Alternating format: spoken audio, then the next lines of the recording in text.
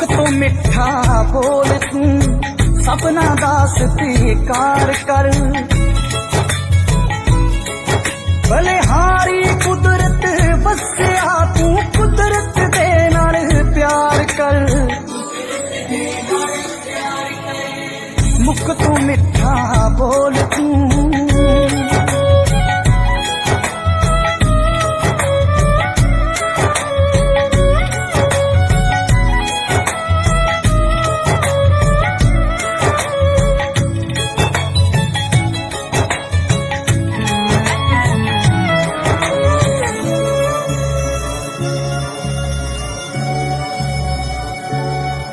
ए हवा खुदा दी गल कर दी तू कन लगा के सुन मना। ए बहदे पानी नदियां दे ओसे दी छेड़न तुम मना। जो कण कण दे विच वसदा ए तू सब चों उसदा दीदार